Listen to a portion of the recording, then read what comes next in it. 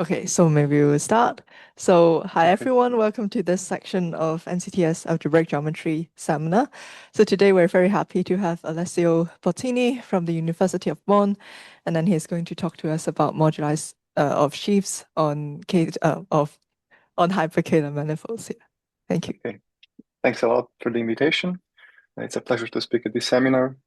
So yes, today I'll talk about hyperkähler manifolds, and I hope you forgive me if I do the usual introduction that one does on hyperkähler manifolds.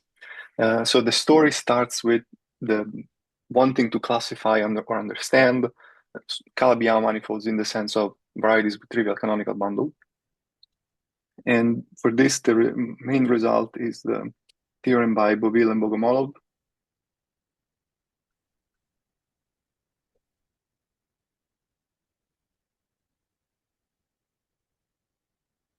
which says that if you take X compact Kähler manifold and you ask for the first Chern class to be zero in the rational cohomology, so you allow it to be torsion, then you can find X tilde over X finite étal cover, which splits as a product. So you can put a torus here, and then you put, let me call them Xi or Yj. And so these Yj's are so-called strict Calabi-Yaus, and these Xi are hyperkähler manifolds. And so just let me recall.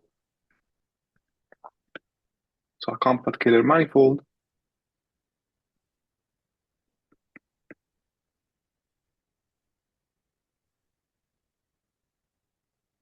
is hyperkähler if you want it to be simply connected and it should be symplectic, homomorphic symplectic, but with a unique symplectic form. So the global two forms is one-dimensional and sigma is symplectic.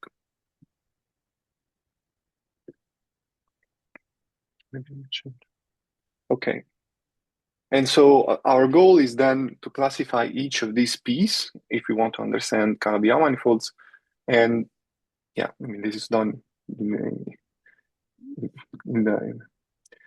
by classifying, I guess. I mean, there is a theory that works for each of these p's. And to the big problem in studying hyperkähler manifolds is finding new examples, finding examples. So there has been, just let me remark that there has been a recent result from this year by Engel, Filippazzi, Gier, Mauri, and Svaldi this year that says that in fact you have boundedness. So for let's say if you in each dimension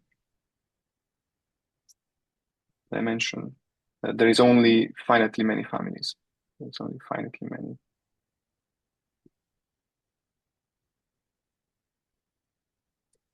families of hyperkähler manifolds.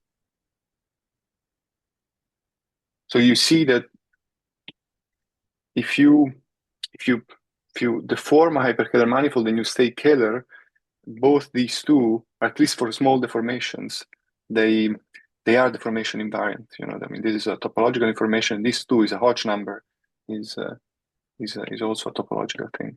So you have finitely many families. I mean, this of course assumes SYZ, but let's assume this is true. Please assume SYZ, and so. But the thing is that, of course, these families could be billions and billions, and we know very few of them. So let me list what we know. So examples.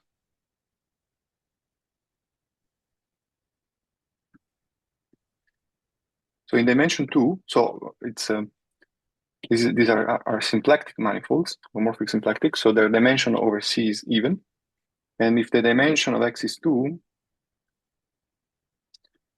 X is a K3 surface. then you can take the formations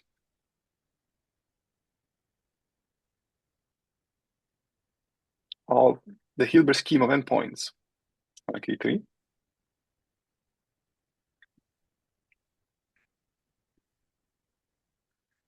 This is too a hyperkähler manifold, and let me say the dimension.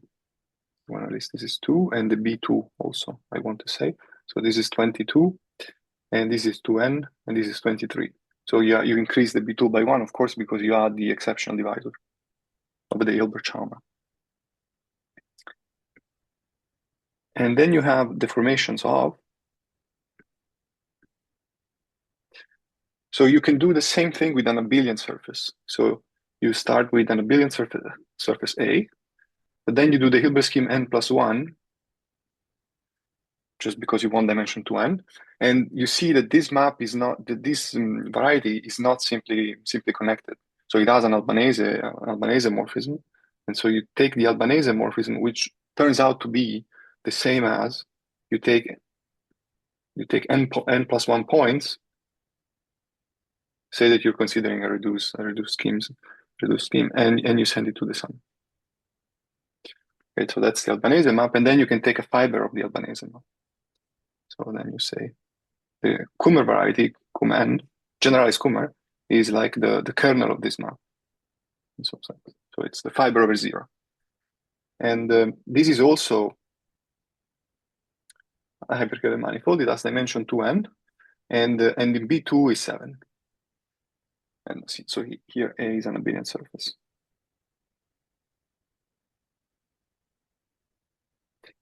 And lastly, there is 2 more examples. There's 2 more sporadic examples.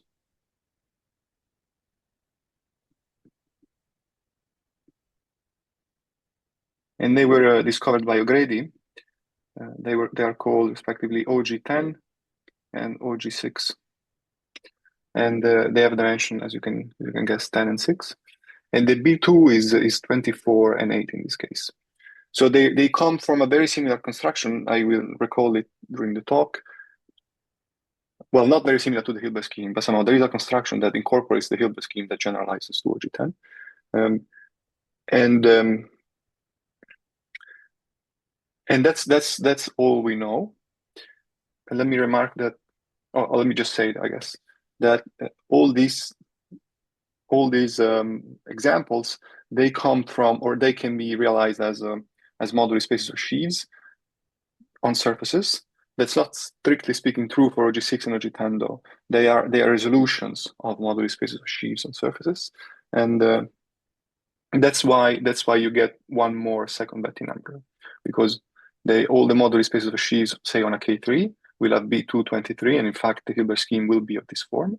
And then you can hit singular ones, and then you resolve them in some cases, and that's why you get B224. And there was this strategy proposed in the 90s to find more example.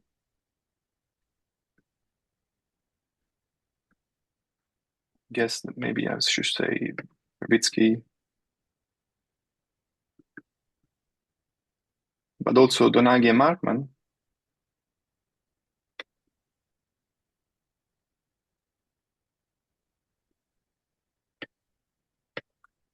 That to find more examples, you should study moduli spaces.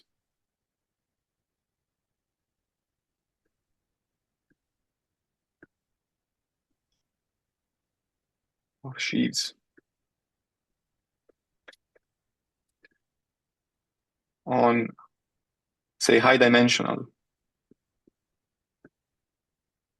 hyperkähler manifolds. And here, of course, I mean higher than 2.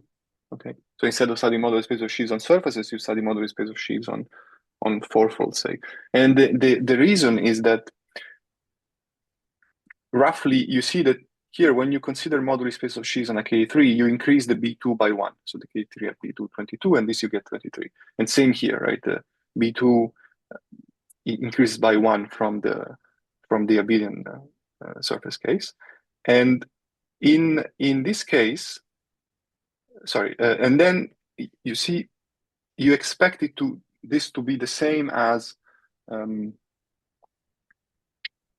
you expect this to be the same for if you take a moduli space of sheaves on a hyperkähler manifold. So you expect that if you take a moduli space of sheaves on, say, this type, they are called K3n, you get something with B224. Maybe not all moduli space of sheaves, maybe you have to pick the correct one, but if you pick the correct one, then this happens. Also, just let me say that these are called K3n type. These are called Kuman type.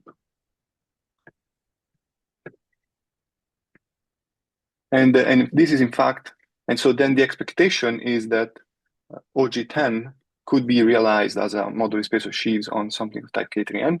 And this is in fact what I did and what I want to talk about today.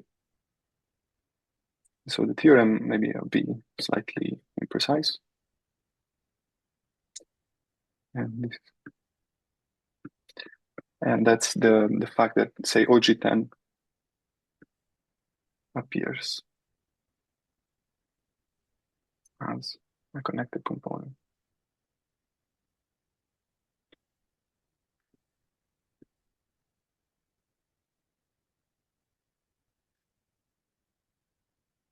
As a connected component of a moduli space of sheaves on a K32. So throughout the talk, I will recall first the theory of moduli space of sheaves on a K3 surface, and there the situation is easy in the sense that all moduli space of sheaves are integral, but in higher dimensions, there is no such theory, and that's why we have to ask connected component. So we don't know if they're connected. I mean, they could have horrible singularities, be non-reduced, have embedded points. In particular, they could have many connected components. That's why I can only say this at this point. So not sure if I expect it to be connected, but yeah. And so this is basically so far is the only example where we, taking a moduli space of sheaves on a hyperkähler of higher dimension, we realized something which is not of the same deformation type in some sense. I mean, we can get K3n's on K32 and so on, but we'll explain this later.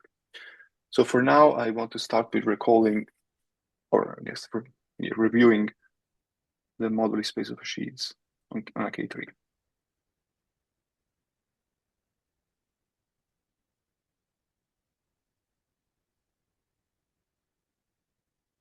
On K3 surface.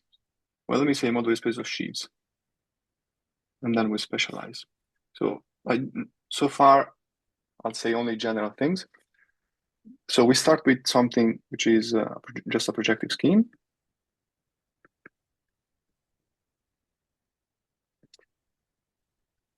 And the goal of moduli spaces, so goal, we want to classify, say, coherent sheaves.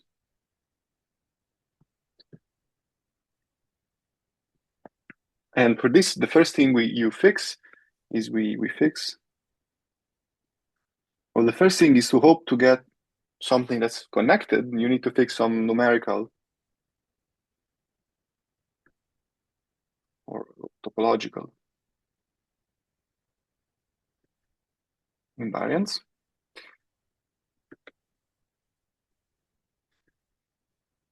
So as a first approach to this theory, one fixes the Hilbert polynomial, but the Hilbert polynomial is not enough to isolate a connected component in general. So you can fix more, and you can fix the Chern character, which if you think of F as being a vector bundle, it amounts to fixing more or less.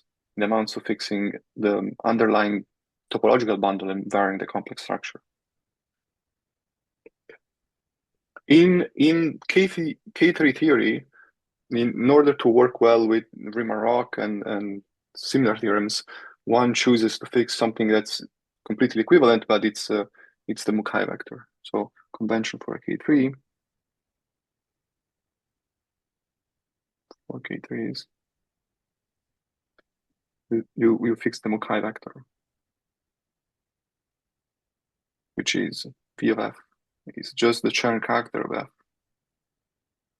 times the square root of the third class.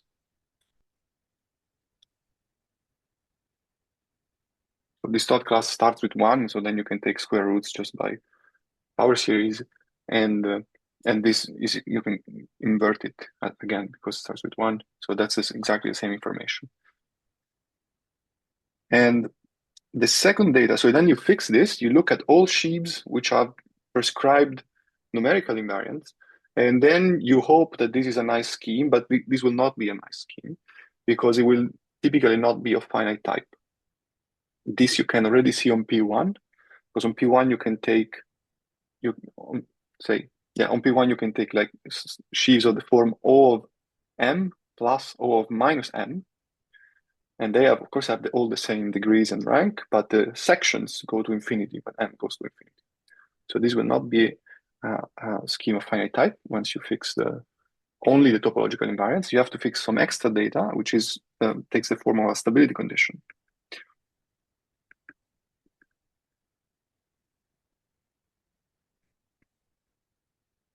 Now, so this is something that depends on the H. Sorry, I didn't say this is an ample line bundle. Or, I mean, it can be just an ample class. Okay, you fix your stability condition, and more modernly, maybe you can do bridge on stability conditions, but classically, what people did was Gieseker stability. So this typically is Gieseker stability.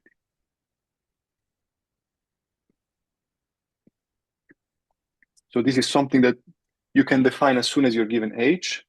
It's some inequality that needs to be satisfied from, I mean, it takes into account the Hilbert polynomial of your sheaf F and all of its subsheaves. I don't want to say the definition, but it's, so why, if you want to classify, why is it not a problem it is not a problem to restrict to semi-stable sheaves or stable sheaves, because what happens is that every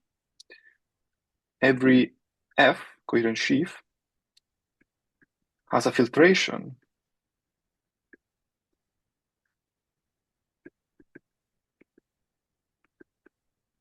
with stable quotients. Okay, so if you only classify the stable things, then you only have to worry about extensions and you got everything.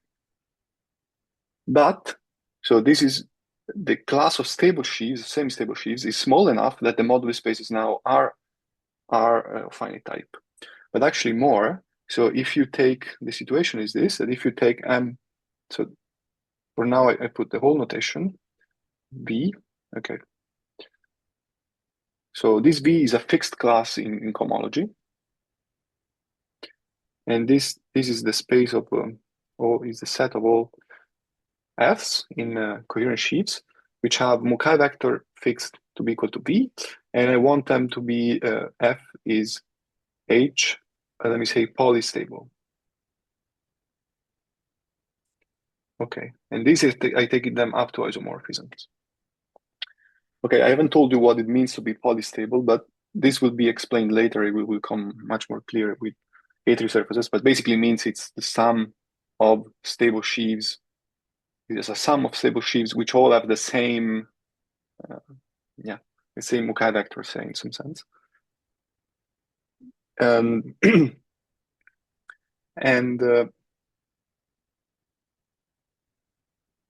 yes, so the miracle that happens if you take Gieseker stability is that this space here, this scheme, is a projective scheme. So it's not only of finite type, but it's really projective.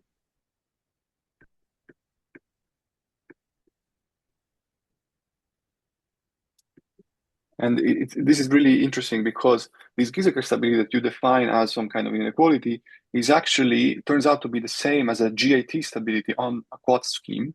And there you have an ample line bundle. This ample line bundle you realize is in this sense here. So this gives you projective. And this polystability here, if I only discuss the stable locus, so inside here we have all the Fs which have Mukai vector V but are stable, strictly stable, this is open. Okay. And that's so then you compactify it, you make it projective by adding these polystable things. So far this is what we can say, but if you want to study the geometry of this space, thinking this generality, there is something called Murphy's law, which says that this can be horribly singular.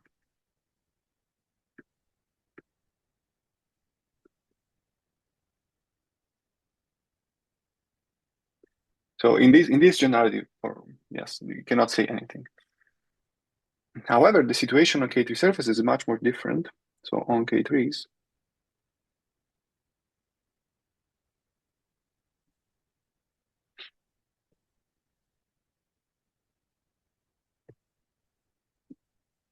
so on K3 surfaces, what happens is that, so now we take X equal to S to be, so we take a projective K3.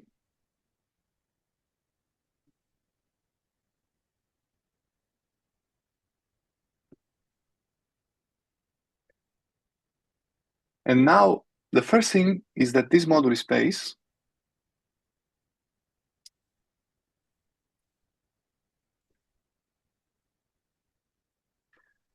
is of course a projective, but this time now it's a variety. So in particular, what I want to stress is that the fact that this is integral.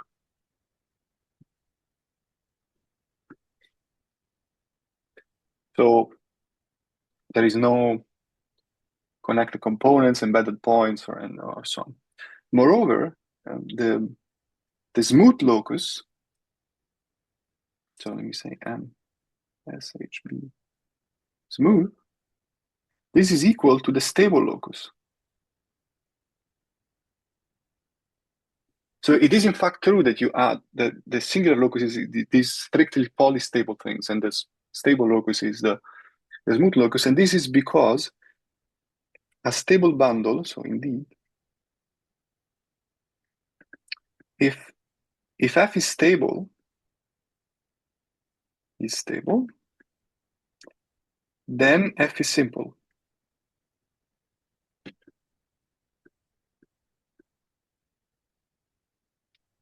In the sense that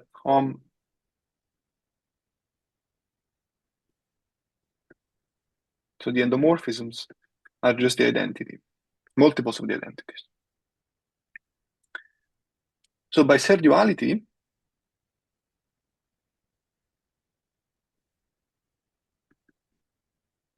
this implies that the X2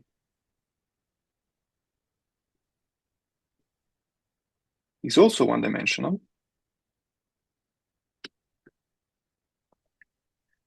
and this implies that the X2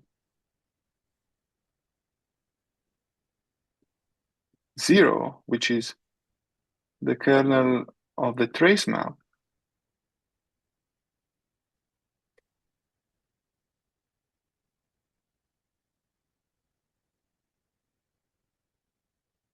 this is one-dimensional because it's a K3. This kernel is 0, so the trace map is an isomorphism.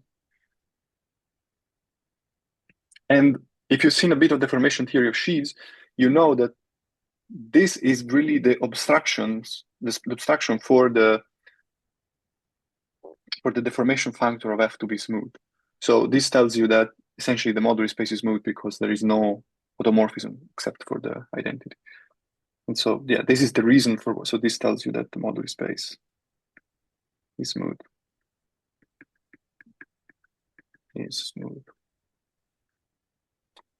At the point F. Again, because this X2 0 is the target of the obstruction, so there's no obstruction. And so moreover, if F is stable, F, which I think of being in such a moduli space, is stable. So it is a smooth point, and its tangent space.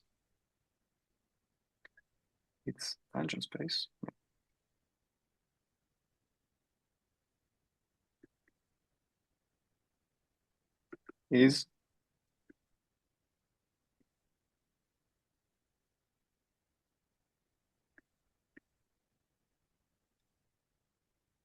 the group, the vector space X1.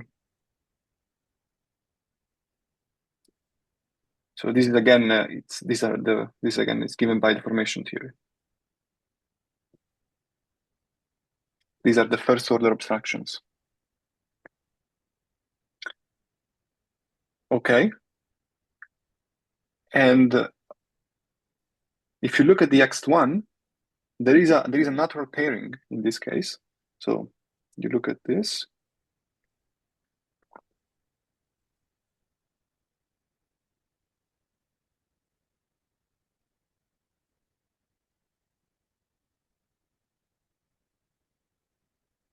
And the pairing you take two elements and you take the trace of the Yoneda pairing. So this operation here is just the cut product or the composition in the right category, as you prefer. It's just the composition that goes from X1 times X1 in X2. So this lives in X2.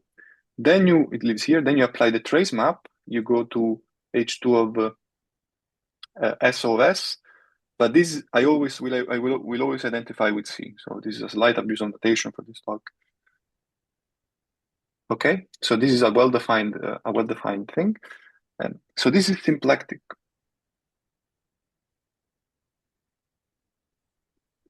In the sense that it's skew-symmetric and non-degenerate. So I want to explain why it's skew-symmetric.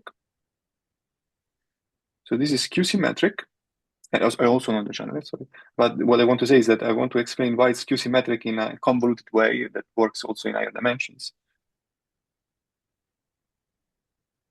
So the obvious reason why it's skew-symmetric, I guess, if you're used to the deformation theory, this is not obvious if you're not. But if you're used to the deformation theory, it's just because this operation here is skew-symmetric because F is moved.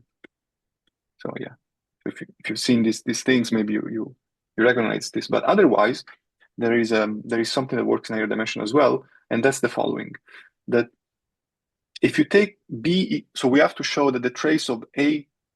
So let's say that, let me denote this by A. Yes, A Yoneda A. So this is the same as 1/2 the bracket of A. So this is the graded bracket. So that's just a tautology. So the bracket A bracket B is just the A Yoneda B plus B Yoneda A. So it's the graded bracket. And you think of A and B as having degree 1 because they're next one. And then the trace of any bracket, this is 0. And the reason for this is that you can assume F to be locally free. And if F is locally free, then this X1 is just H1 of endomorphisms. This operation, the Yoneda operation, is simply the operation that you get induced in cohomology by the composition of endomorphisms. So the bracket is just the bracket of endomorphisms. And the trace is just a trace of endomorphisms. And then you take cohomology. And so this is just saying that the trace kills the bracket, which is just linear algebra. And that's why it works with the graded bracket, because if you start with the bracket of endomorphisms and then you take cohomology, you get some grade.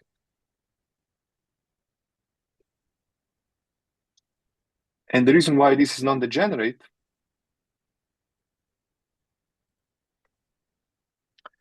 this is just self-duality, by self-duality.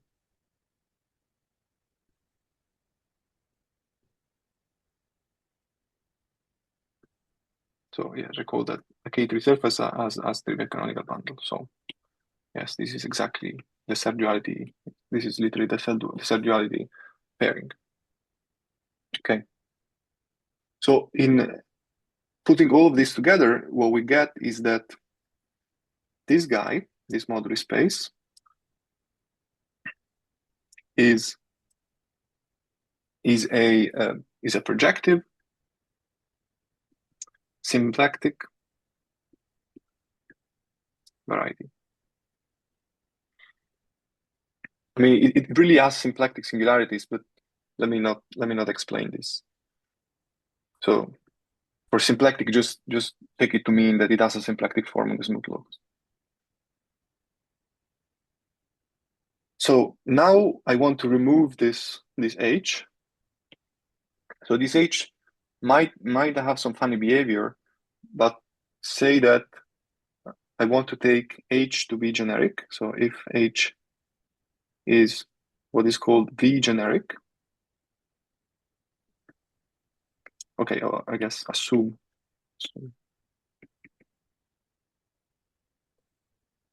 And this means the following. So we draw our ample cone. So this is the ample cone of S. And then in the ample cone, we have some so-called walls, and they are coding. So this is ample cone tensor, the real numbers. And inside here, we have some infinite collection, but locally finite collection of hyperplanes, real hyperplanes. So here, this is a bunch of hyperplanes. They can accumulate, but they're locally finite. I mean, you can accumulate to the boundary, but I mean, not inside.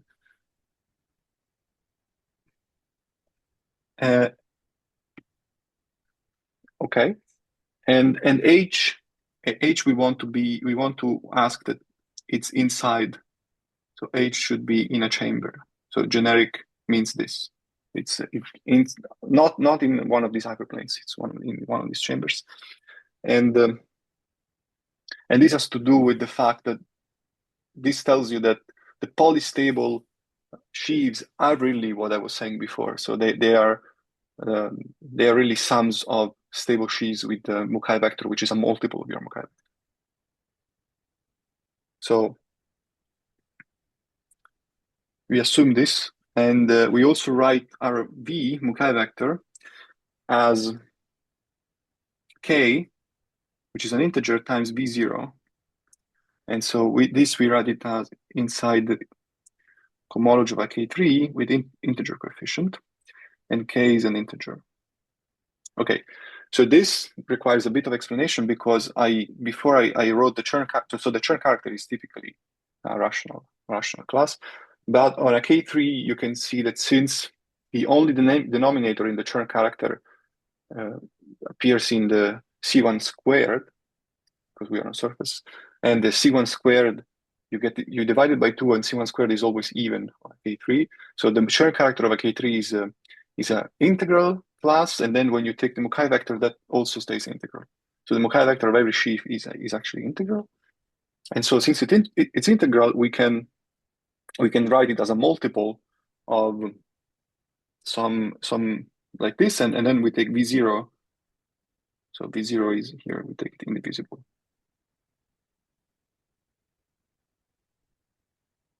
Okay, so this is just we just divide it. And then in this case, so with these choices, I mean, this is really one choice. This is just rewriting in this form. So there are 3 cases. So the first one, and this is due to Mukai, O'Grady, Huybrechts, and Yoshioka.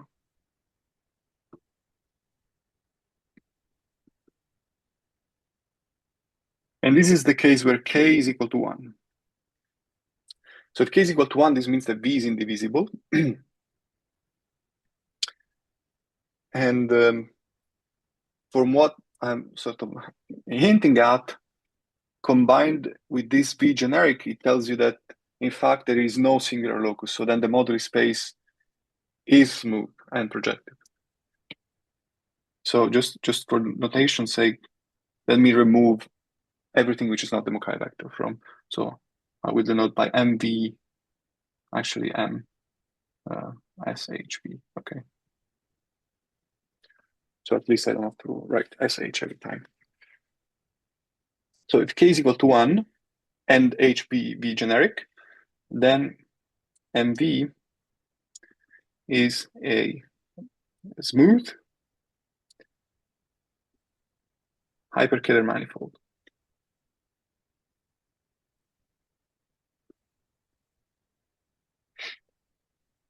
which is of type. We can also compute its dimension. So it's of type K3n. This means that it can be deformed to a Hilbert scheme of n points. And n here is v squared plus 2 over 2. Okay. So what is v squared? Where if we write v as, we can write it as r s and r delta and s. So this is in the integral cohomology of K3, which, let me remind you, is just the even cohomology. There's no odd cohomology. So that's h0 plus h2 plus h4. So these are the three components. Then v squared is the integral over s of delta minus 2rs. So this formula, if you've never seen it, might seem random, but in fact, it's very easy to explain. And that's the whole reason why we picked the Mukai vector over the Chern character. So this is exactly, maybe there is a minus sign in front, the Euler characteristic, the Euler pairing of EE or FF. If F is in MV stable. Okay. So this is the Riemann-Roch thing. So if you write what Riemann-Roch tells you, it's just this. That's why if we pick instead of the Mukai vector, the Chern character, this pairing here will become more complicated. That's why. So we can compute this dimension. By the way, this is also, the fact that this is the dimension is very easy because, so this Euler pairing is Hom minus x1 plus x2. Hom and x2 are one-dimensional because F is simple. And so x1 and x1 is the tangent space. So then it's just a matter of rewriting this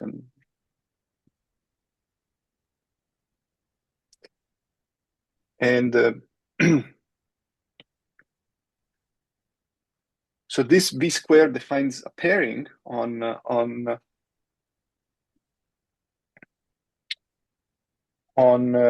H star, and there is in fact another thing we can prove in this case, and that is that we can compute the H2 of this moduli space. So the H2 of this moduli space, coefficient in Z, this is V perp inside H star. And this is a Hodge isometry.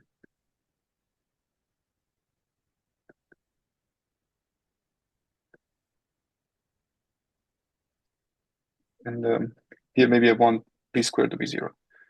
Okay, so there's something I'm not telling you, which is the fact that H2 of a hyperkähler manifold has an Natta pairing.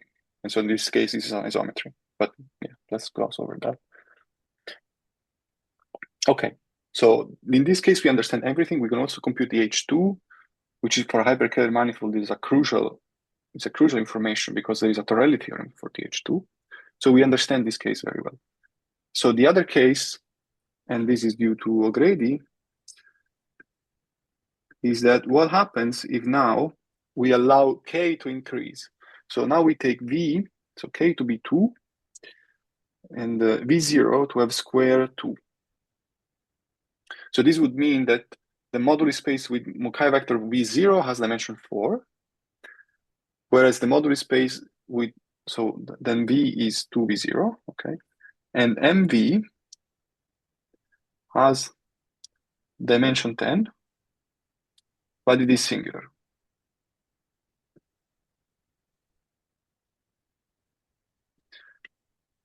Again, it's because of these two.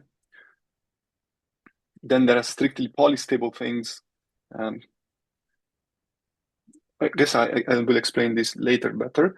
But this is singular, and in this case, only in this case, there exists n tilde v to m v a Crepant resolution.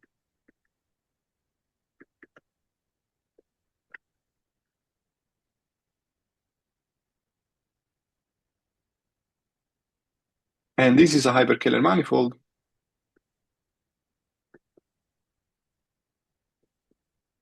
of type OG time.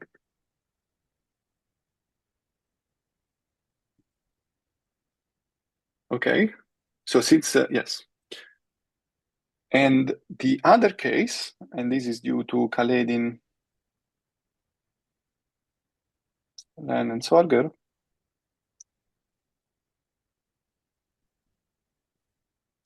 is that if we take k bigger than 2 or v0 squared bigger than 2, so any other case, then mv is singular,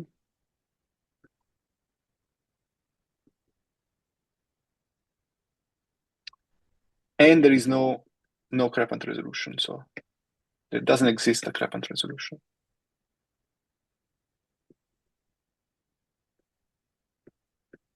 So if you take the symplectic form on a smooth locus, you take any resolution, you pull it back, it vanishes. So there is no way, no other way of producing a hyperkähler manifold from such a moduli space. This is so it's either of type K3n or is of type OG10. Then you can run a similar argument on the abelian surface case, and you get same picture. So you get all of type Kuhlmann, and then in some cases, in one case, the analogous case, you can resolve the moduli space, and you get OG6. So in just to stress, so what's the picture? What is the picture? So the picture is this. So you draw your, so this is MV, okay, and inside MV you have something like this, and this is the singular locus.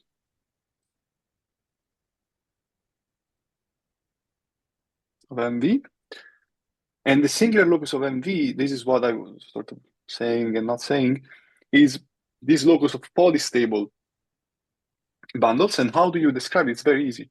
It's just F1 plus Fk, where Fi is in MV. So it's, yes, so these are the polystable sheaves in this case. It's just sums of copies, sums of sheaves which live in the individual. Sorry, this is V0. So V is K times V0, and you pick K sheaves which are in V0 and you sum them. So this is something like sim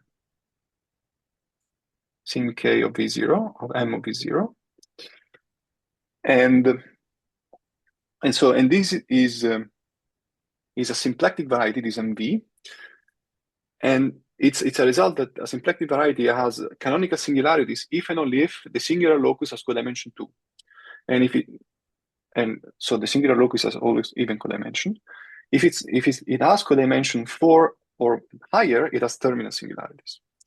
And so to prove these two results, you just use the first one, which tells you the dimension of MV0 and MV, and then you look what's the dimension of this and what's the dimension of this. And you just see that the only case where this has codimension 2 is this. If it has, if you're any other case, it has codimension higher, then there is no such resolution.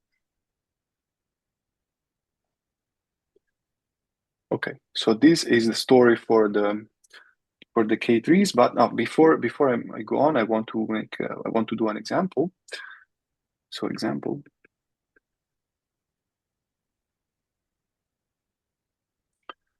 And the example is we take V, so we take, yes, S, our K3, so we take S and H, and we want H to be ample, okay? And say we write H squared to be 2G minus 2, okay? Then we take the moduli space with vector 0, H, chi. And so what is this? Well, we write it as pick D, so we write D to be, so chi to be D minus G plus 1. This is pick D of C over H, compactified. Okay, so here C is inside S times H is the universal curve.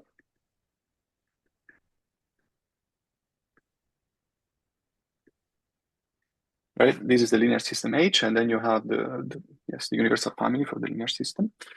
And so what this means, if you want, is that you have a map that goes to the linear system. And the fiber of this map over a curve C is this compactified Picard. So if C is smooth, this is just a pick. If C is not smooth, this parameterizes rank 1 torsion-free sheaves on C.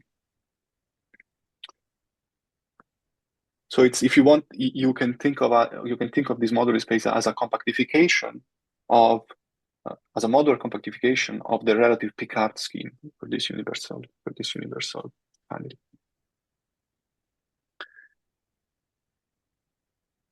Okay, and with this picture, you can write the symplectic form in an even simpler form, at least for the case where C is smooth. So let's say that we take C smooth.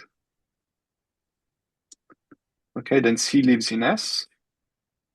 With its inclusion, I call it I, and C, let me record you, it's something in linear system H. And then we take L, some line bundle in pick D. Okay, then the tangent space at the moduli space is X1 of I push forward L, I push forward L. So then the I push forward L. This is the moduli, this is the point in this moduli space. So this moduli space parameterizes sheaves of this form, line bundles on curves. And in fact, you can check that you have the following. As an algebra,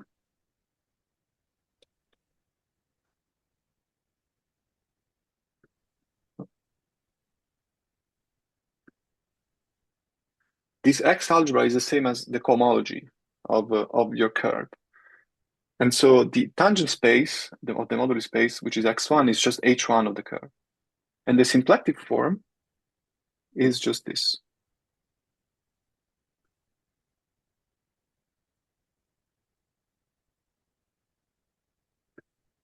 Take AB, and then you take the integral of A cap B over C.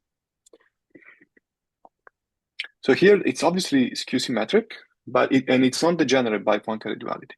So not degenerate by Poincare.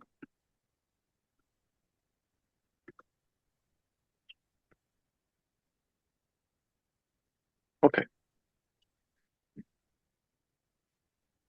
So this is the example. And now let's move to higher dimensions. So in higher dimensions.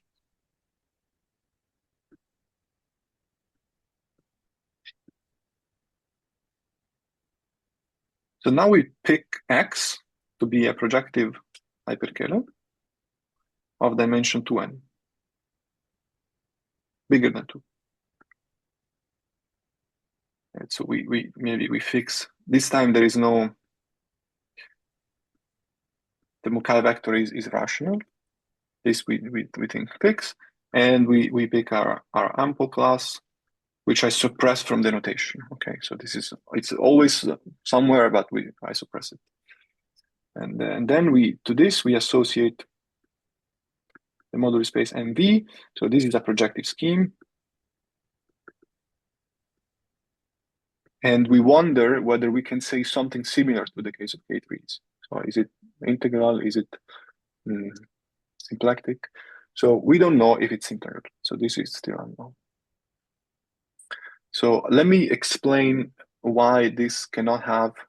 So let me do an example, which is stable does not imply smooth.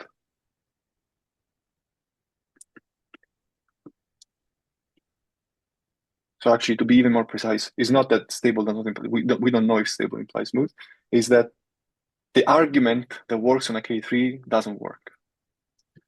I guess it, so stable does not imply, if you want to be stable, does not imply X2 FF0 equal to 0. Okay, so we cannot conclude that the abstractions vanish.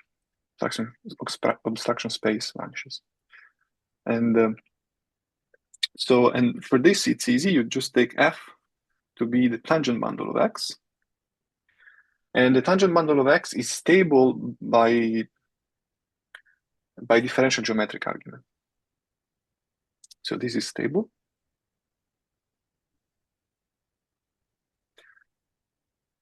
And therefore it's simple.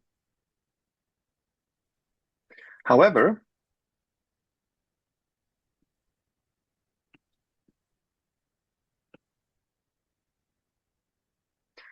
when you look at the X2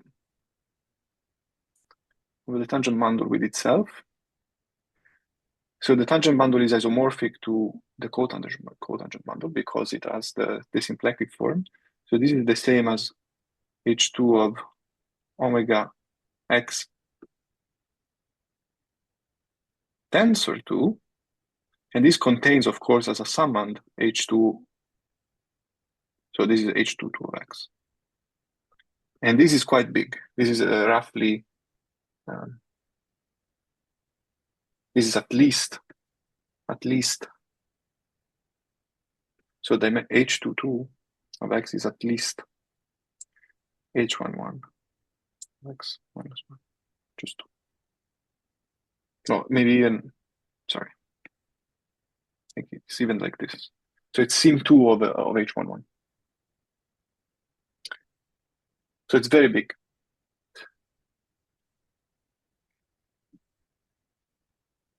So we don't know if a stable point is moot. We don't know if it's such a moduli space is reduced, irreducible, or connected. Moreover, even if it's smooth, it's not necessarily symplectic. So even if MV is smooth, not necessarily symplectic.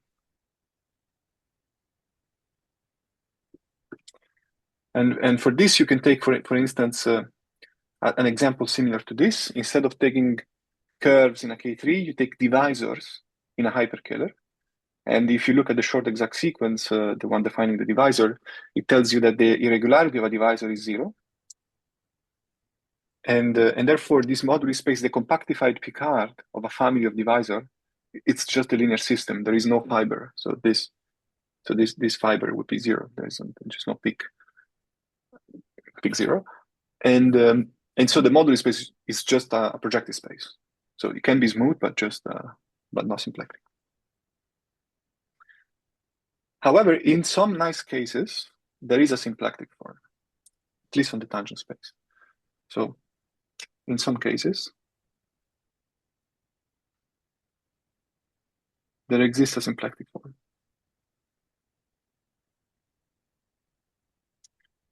And let me describe them. So the first one is due to Donaghy and Markman.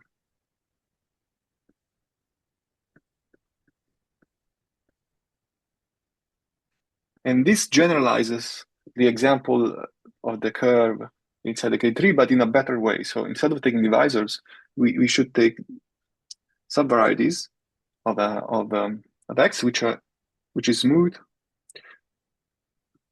Lagrangian. So remind that this means that the dimension of Z is half n, and the symplectic form when you restrict to Z is it's vanishing. And then we take L, so this, let me call it I. L, we take a line bundle of degree 0 this time. Sorry. So, and so in this case, it's not too important. So ignore the ample class, and the Mukai vector that we want to fix is exactly the Mukai vector of this O of Z. Okay, so this is, so we want to parameterize sheaves which have the same invariance as, yes, as the structure sheaf of Z.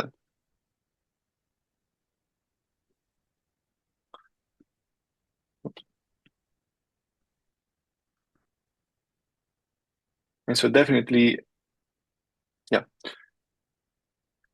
So it's in particular, I push forward of L will belong to this moduli space for every line bundle and for every small deformation Z. And Donaghy Markman they prove that this is actually a smooth point. So, it's a smooth point.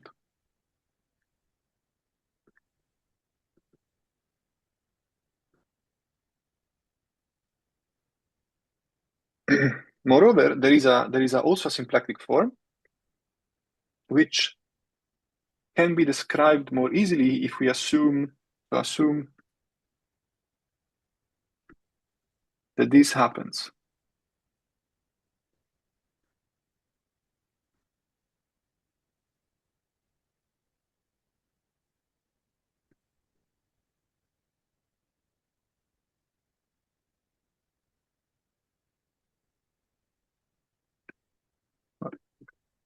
Assume that this happens, and this often happens, often the case. This happens, for example, if Z is the zero locus of a section of a vector bundle, of a general section of a globally generated vector bundle. And yeah, I mean, there's a natural spectral sequence which degenerates in most cases. It's not like this is a random isomorphism. And so this I want this to hold as algebras. So same as the curve case in the K3. And then the tangent space to the moduli space in this point is again the X1, which is the H1 of the Lagrangian. And so the symplectic form is the following. So we go from H1ZC times H1ZC. We go to C.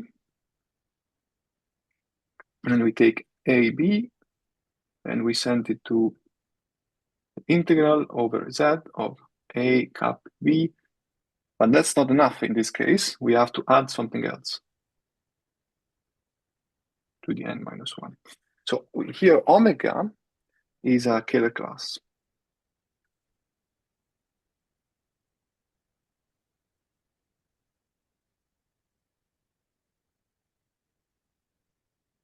So we have to add this Kähler class to make, because you see this lands in H2, this lives in H2 as well, and so if you cap it with the correct power, you get in H2n of Z, and then you integrate. So why is this a symplectic form? And so this is non-degenerate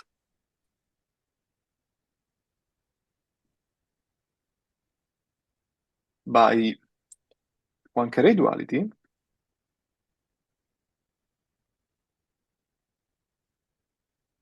So this is clearly skew symmetric because the cap product is graded commutative.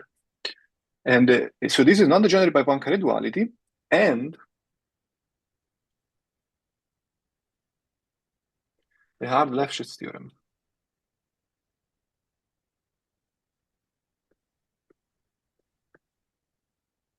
So you see before, for the curve case, the symplectic form was, so the symplecticity, the non-degenerate, the fact that it was non-degenerate was just because of Poincare duality. In this case, we need an extra result, this Hard-Lefschetz theorem. And that's why it's harder in the general case. So it's this Hard-Lefschetz is kind of special for the geometric case in some sense. The other comment I want to make is that here you see we chose. I mean, you could argue, why don't you pick a Kähler class on Z? Why do I have to pick it on X and then restrict? And sort of the answer is that you want something that comes from X because it should exist on the whole moduli space. Whereas if you pick something that only exists on Z, there might be an accident that you have it on that point. But, so you want something that sort of deforms in an algebraic way.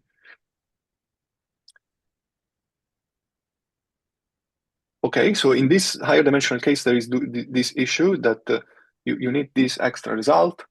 So let me comment on this. Sorry, Mark. So the first remark is that so need extra result. This Hard-Lefschetz theorem. And B is that there is a choice. There is a choice. So there is a choice.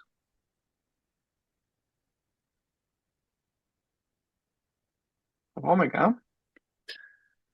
And this, even assuming the best case scenario where we get something that's smooth, projective, you have your symplectic form with omega, but it might be not unique. So, I mean, it might be that, of course, it might be that's not unique for other reasons, but it might be that this construction already produces two different ones. So, non-uniqueness.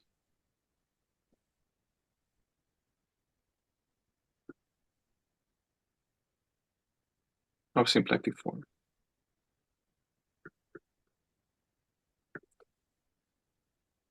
So,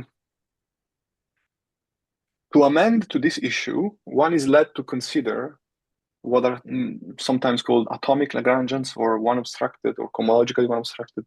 So, so one considers for this, one can consider atomic Lagrangians. And these are those for which two conditions hold. The first one is that the restriction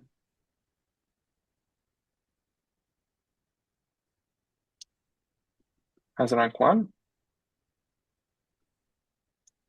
And the other condition is that the canonical of Z belongs to the image of I pullback.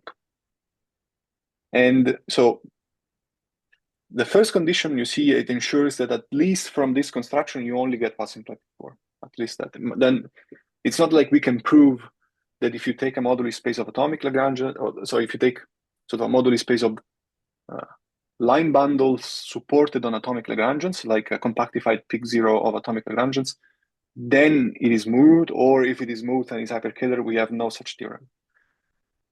But at least you see that there is no other natural symplectic form that you might want to consider. So at least that's one thing. So the other condition, this canonical, it's in the image. It's sort of, this is harder to explain. It's because this condition of atomicity is actually more natural in the context of, say, sort of like variational Hodge conjecture, in the sense that you ask, does Z deform if I deform X? So you deform X sideways, and you want to know when can you keep Z in this deformation? And so there is a theorem, an old theorem of Poisson that tells you that if you deform X, if you have condition 1, then there is a divisor in the deformations of X where Z deforms. This is an old theorem of Poisson. The second condition, it interacts with the non-commutative deformation. So it tells you that these Lagrangians deform maximally even for the non-commutative deformations. So that's the intuition, but it's not too important. Okay. So in any case, this is one example on which we have, at least we know how to construct a symplectic form, at least on some points. And there is another example. This other example is due to Verbitsky.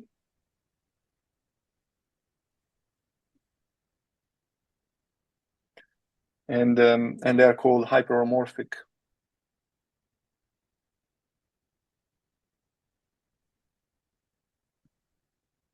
bundles. I should say maybe projectively hyperomorphic to be precise. But so these, what are these? Okay, so why are hyperkähler manifolds called hyperkähler? It's because there exists a quaternionic action on the real tangent bundle, which means that you have three complex structures, I, J, and K.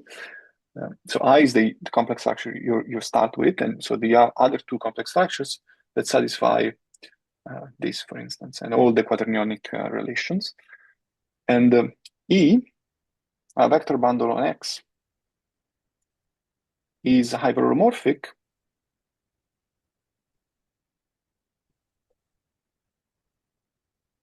if E is stable, slope stable, I should say. Let me say stable.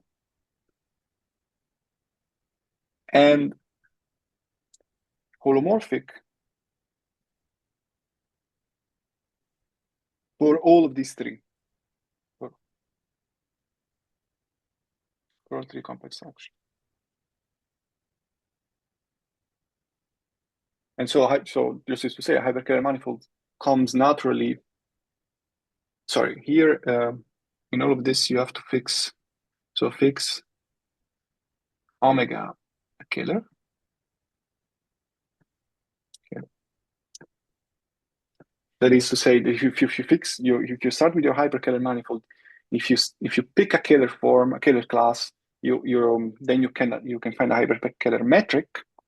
And to this metric, then you have these three complex structures, and a bundle is hyperhomorphic as if it's holomorphic with all of these three. So it's a natural condition. So this stability has to deal with the fact that you want E to have an Hermitian metric for which the connection is. Yes. But in any case, so you can think of E as being holomorphic for all these complex structures. And then we take, in this case, then we take V to be the Mukai vector of E. And you can take as your Kähler form, you can take exactly your H polarization that you fixed. And then E in the moduli space is not necessarily a smooth point, a priori. Is a priori not a smooth point, in the sense that we don't know. A priori not a smooth point.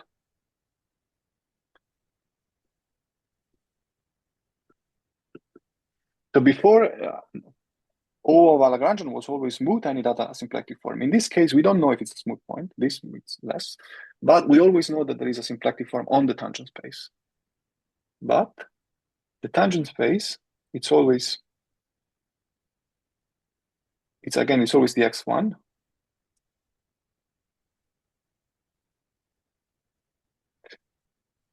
And there is a symplectic form. So there exists a symplectic form.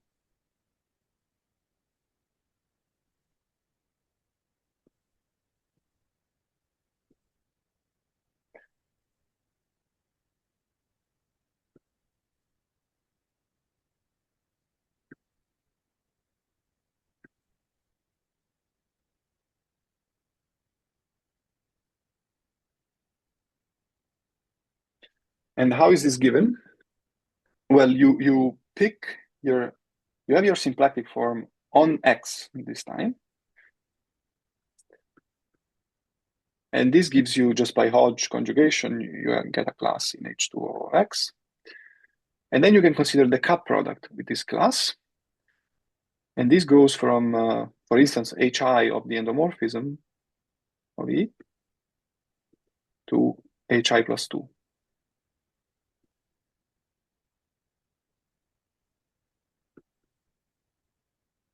So this I write it as, so this is just X tire.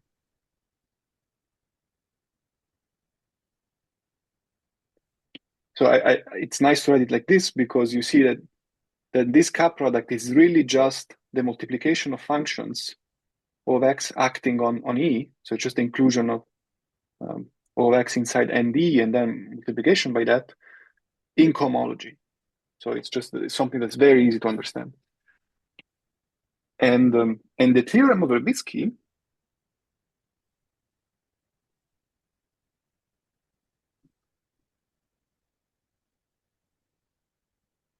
is that this cup product has the Hard-Lefschetz property,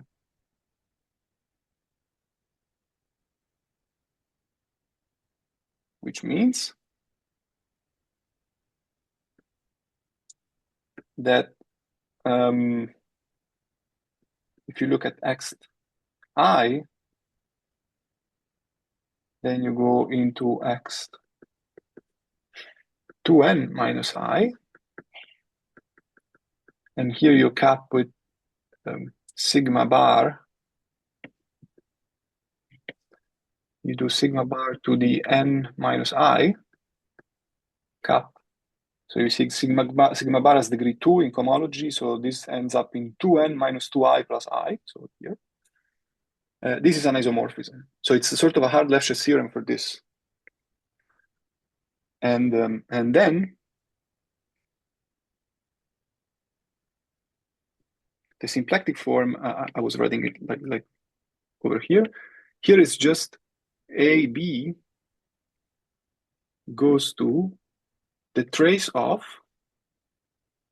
sigma bar to the n minus O1 cap A cap B, or Yoneda B, whatever. So you see that, so two things. First of all, if n is equal to 1, so dimension of x is equal to 2, so x is a K3, this is exactly the symplectic form that I told you before. The second thing is that this is formally the same as the one, so as it looks a lot like this one. Oh, well, now I put it here, but yeah. Okay, so this is even, so you can put it whatever you want.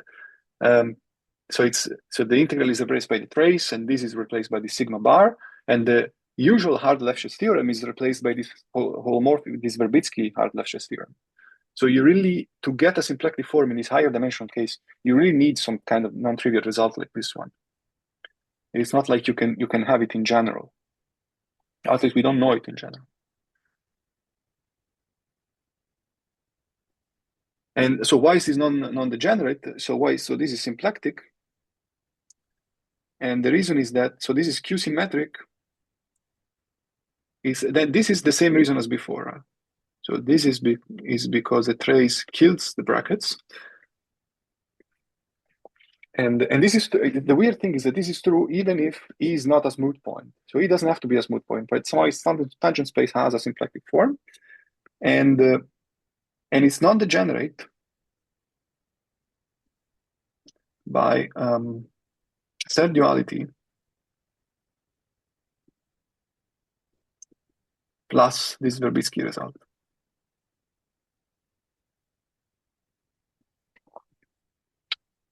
Okay. And so there is a you can categorify this a bit. This picture, in the sense there is this theory by Markman and Beckman of atomic objects, and an object is atomic. Well, I don't want to say the definition, but the thing is that if you have an atomic object and that turns out to be, so let me say, the structure sheaf of a Lagrangian is atomic if and only if the Lagrangian is atomic in the definition that I told you.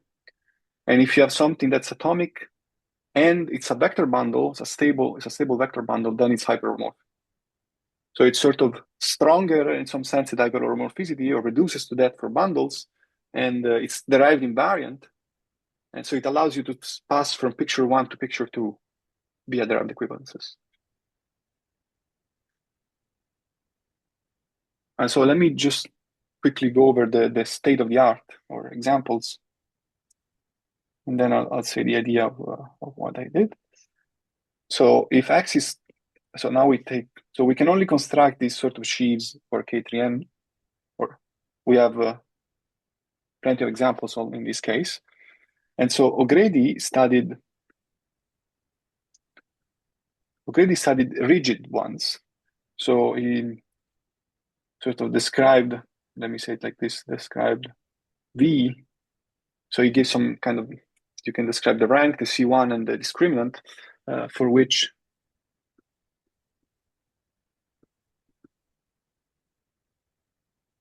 MV is a point.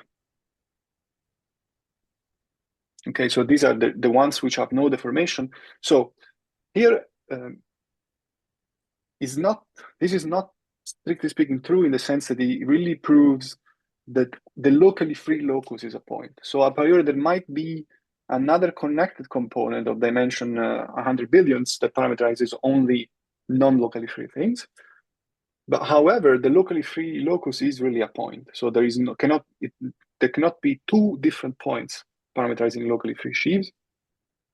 And this as I mean, limited as it might be, is the strongest irreducibility result that we have for now in higher dimensions. So the only irreducibility result that we can prove is that in this case where this is a point, there is only one vector bundle.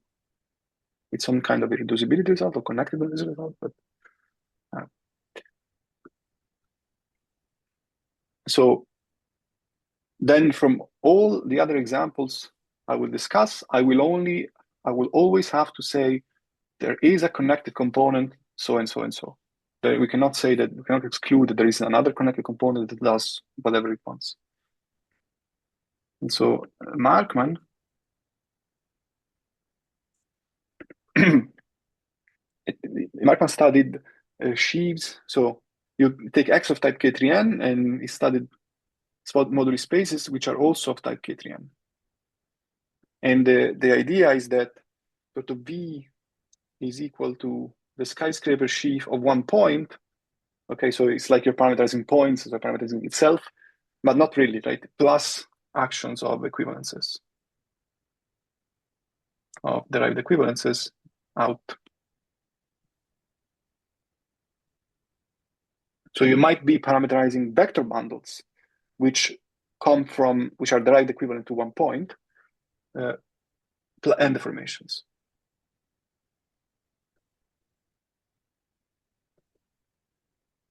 So these two are atomic. So there is also a non-atomic example, again by O'Grady.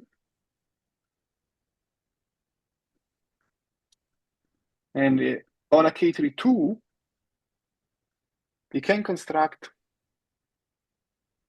sorry, here I meant connected component, this connected component. So on a K32, effects of type K32, there exists some connected component, which is of type K3m for some m bigger than 2. But these examples are not atomic, are only hyperholomorphic. And so you see, this is the only example where the m is, so here this is a dimension 0. This has the same dimension, it's the same thing. And this is bigger. And then what I proved is that if you take it's me. If you take X of type K32, you can find V such that you can find a connected component which is of type OG10. Okay. And this is also atomic.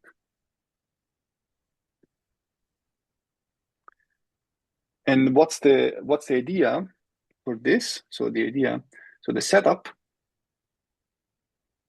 is that we take it's sort of, you start with examples of the first kind, so the ones of Lagrangian subvarieties, the ones of the Nagy and Markman, and we take X to be the Fano variety of lines inside a cubic fourfold, a smooth cubic fourfold.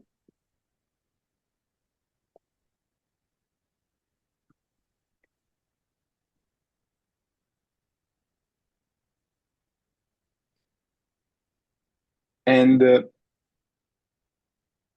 then if you take H inside P5 to be a hyperplane,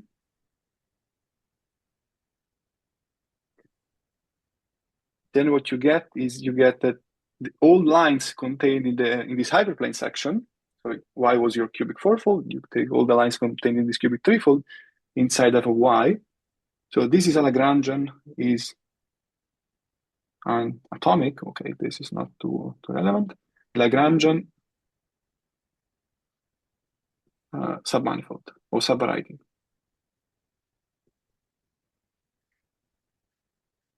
And then you can take F inside X times the linear systems of hyperplanes or hyperplane sections. This is a P5. This is like P5 dual, and these are all this is the universal surface of lines. So you use universal surface. So that in the sense that over a hyperplane you have this surface here.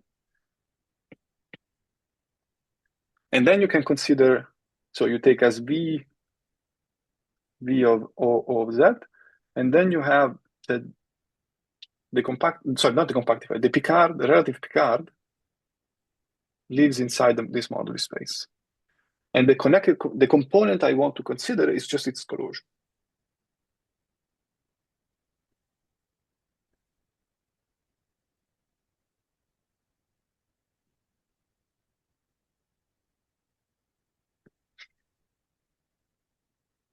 And so a priori, it's not clear that this is smooth, and it's not clear that that this is a connected component. So both these things are not obvious. And so the difficulty is exactly to study points of the form, let me say, I push forward of F, where F is something, it's not a line bundle, it's maybe a torsion-free sheaves, which are supported on Z. So Z is for me is this.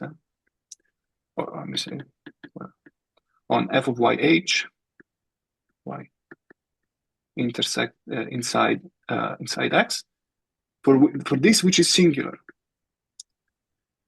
So this I avoided talking about them. So this we don't know. Donaghy Markman breaks apart. We cannot construct a symplectic form. We cannot prove that there is smooth. And so, how do I do this? And so the idea to sort of study these points, the idea is that you specialize f of y until it acquires a Lagrangian fibration, until you can find f of y, or I guess you specialize y until there exists a Lagrangian fibration. So it's a map on P2 whose fibers are tori. Okay, and then you pick X prime. You pick it to be the dual fibration, compactified. Okay, so this is not something that you can do in complete generality, but in these cases of hyperkähler manifolds of type K32, it can be done.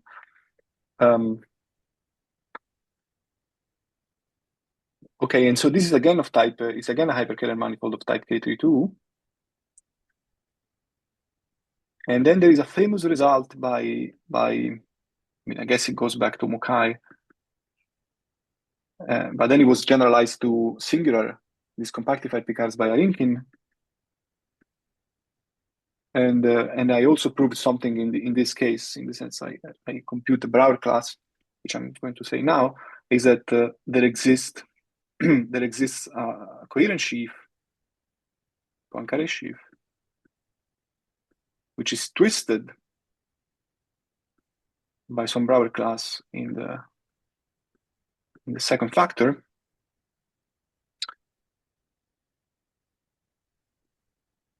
which such that it induces a derived equivalence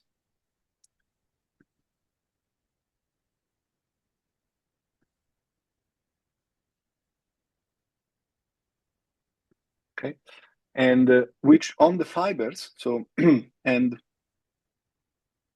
on let's say on a smooth fiber,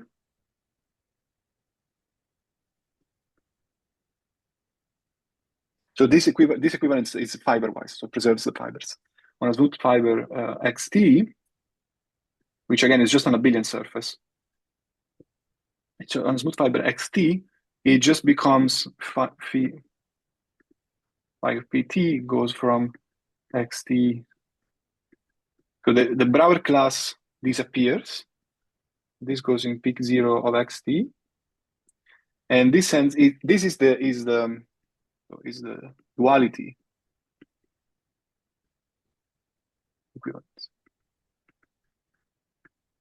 So it's the original Fourier-Mukai equivalence, and it sends a point to a line bundle. Yeah, line bundle on XT, on peak zero of XT. I mean, it's maybe it's better to see it the other way around. So it sends a point on peak zero to that line bundle degree zero, but it goes also this way. It also sends a point. So the picture we can draw is the following. So here we have P2, and Here we have our X. This is a Lagrangian fibration. This is P2, and then we have X prime. And then the fact is that, and this is something, this f of YH, or Y intersected H, these are finite, is finite over P2. Okay. And so it intersects a fiber in a finite amount of points, finite number of points. Each of these points, by this fact, gives you a line bundle here. So here in this picture, you get three line bundles, the sum of three line bundles on the fiber. And and this tells you somehow that the image of this phi of P of O of F is locally free. So it's not enough. This picture is not enough in the sense, because I mean it is enough if f of YH is smooth and the intersection is reduced and everything. But when f of YH becomes singular and the fibers become singular, this picture is not enough. The precise condition that you need for, so let me say precisely,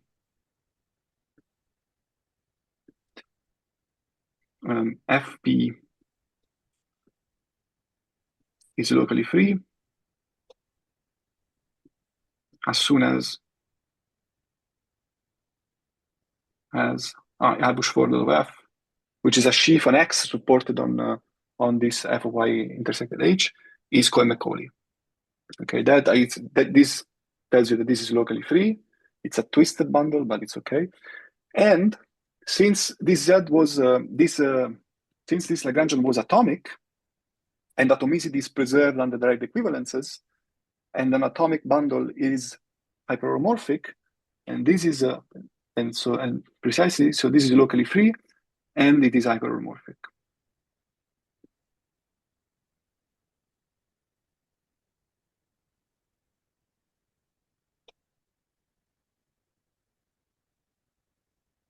So then the magic that happens is that this tells you, let me call this this image E. The magic that happens is that even if your Z, your Lagrangian f of YH was singular and it couldn't deduce anything from the Donagian-Markman statement, Verbitsky applies. So then there exists a symplectic form on X1 E. So recall that now we don't know that E is a smooth point, but there is a symplectic form. This we couldn't see from the Donagian-Markman statement. So now there is a symplectic form, and magically this is enough to conclude smoothness. So this enough to conclude smoothness.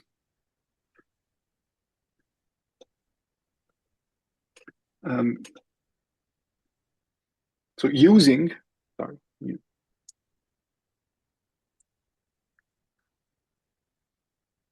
So you see that, I mean, the fact that you have a symplectic form on each tangent space, it imposes some kind of restrictions on the singularities. It's not clear what kind of restrictions, right? I mean, for instance, the tangent space is always even dimension. So this is one restriction. I'm not saying that in general, if you have a symplectic form on a tangent space, then you can prove that something is smooth. I'm just saying in this specific case, it's enough because you have a geometric input using a geometric input, which is there is an old construction by Lazzac and Boisen that they tell you that if you do sort of another compactification, or I mean, it turns out to be the same, but a priori it's not. If you first prove by hand that this closure with the reduced structure is smooth,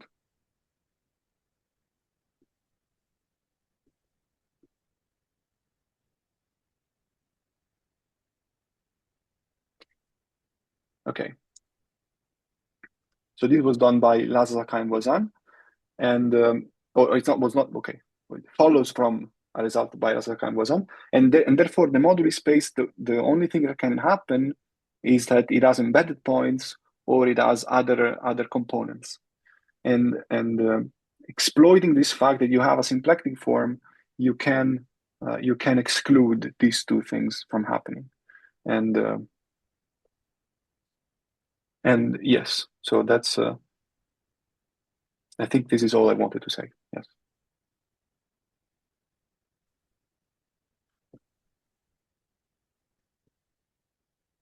Okay, thank you for the talk. Thank So you. are there any questions or comments? So excuse me. So in the higher dimensional case, so do we have explicit so do we have the definition of the Mukai vectors for higher dimensional case? So do we Yes. can we write down explicitly the Mukai vectors for higher dimensional case?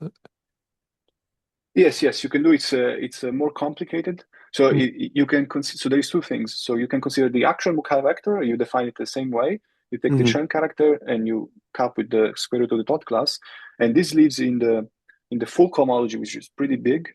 You can. I mean, there are some nice formulas you can do. You can read them like in Beckman's papers. He does this kind of stuff. In this specific case of atomic things, there is a trick you can do, which is that this Mukai vector somehow contains. You can think of it as being, so in some sense, the nth power, like a homogeneous polynomial of degree n, in some smaller kind of piece of data, and this piece of data lives in a smaller dimensional vector space, which looks like the cohomology of a K3. So it has a one-dimensional space in degree 0, DH2, and then another one-dimensional space in degree 4, like the cohomology of a K3. And then there is some relation between the Cmin of this and the full cohomology, or a piece of the full cohomology, the Verbitsky component. And then so you can there is a lot you can say about the Mukai vector. Yeah. And I have another question. So the definition of the atomic sieves is it can be realized as the structure sieve of the atomic Lagrangian, or this was just my definition of atomic Lagrangian. It's not the definition of atomic sheaf. So I think there is the atomic sieves which cannot be realized as the structure sieve of the sub-Lagrangians. Okay. So this is a nice question because so already on a K3 this is true. If you fix one, so on a K3 atomic is every sheaf is atomic. And then you can ask, can this become the structure sheaf of a Kerr under a derived equivalence? So this is, if you say like this is not true, but then if you allow also the formations, it becomes true. And then you can ask the same question in higher dimensions, and this I don't know. So if you allow, is it true that any atomic sheaf up to the formations and derived equivalences is the structure sheaf of a Lagrangian? And this I don't know. I would hope yes. I mean, it would be nice, but this I don't know. Okay, thanks. You're welcome. Are there any more questions or comments?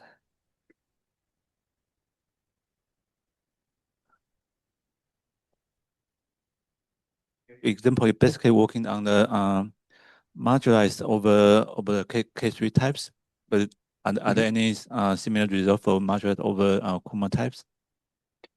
So that's much harder because for K3, somehow the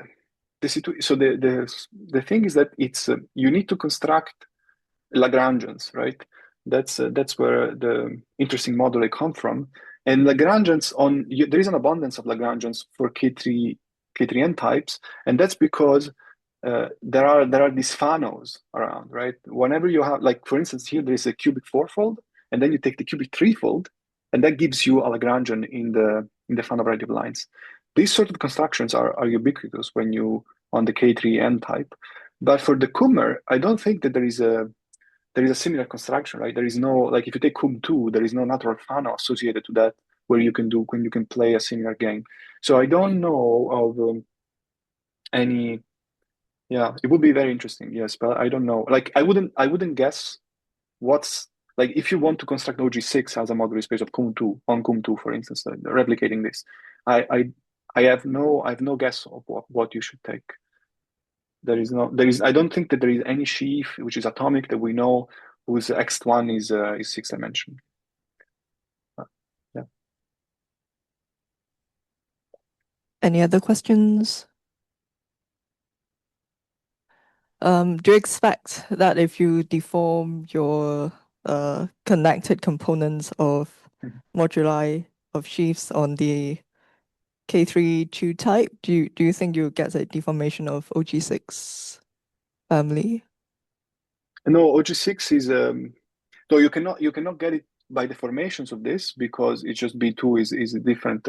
But I think no, so OG6 I don't think it cannot be. So you wouldn't expect it to get it as a modular space on a K3 Oh, sorry, I mean type, right? I mean OG10, sorry. Yes. No, it is of type. Sorry, I didn't say this. Sorry. Yes. Yes. So all of this is so this is of type OG10. Yes. Yeah, sorry. I'm sorry. Yes, I didn't say this because so this follows from the.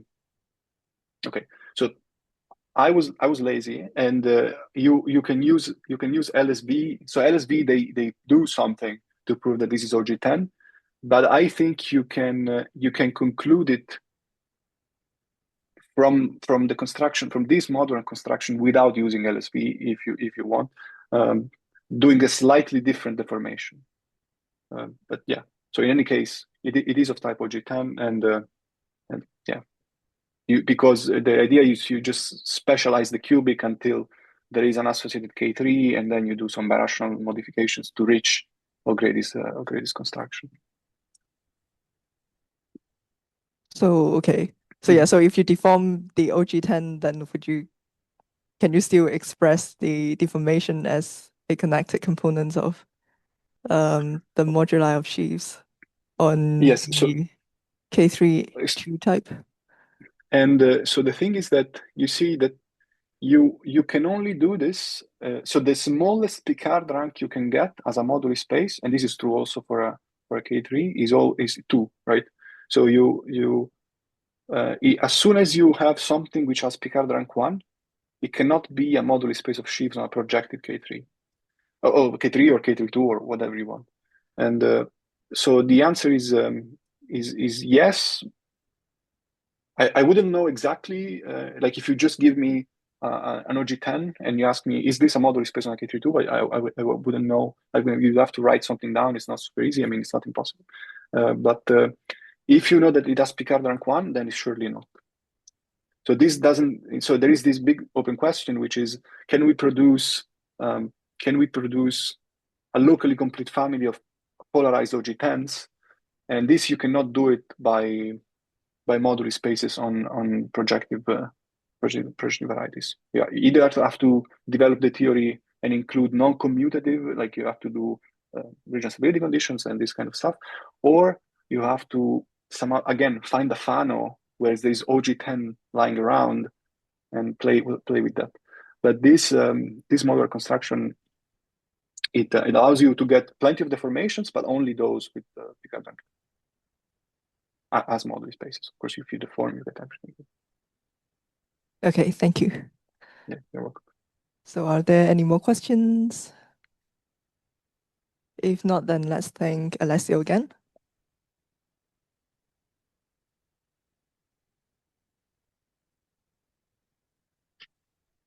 Okay, so thank you very much for the nice talk. Thank you for the invitation. Have a nice Thanks. day. You too. Bye. Bye.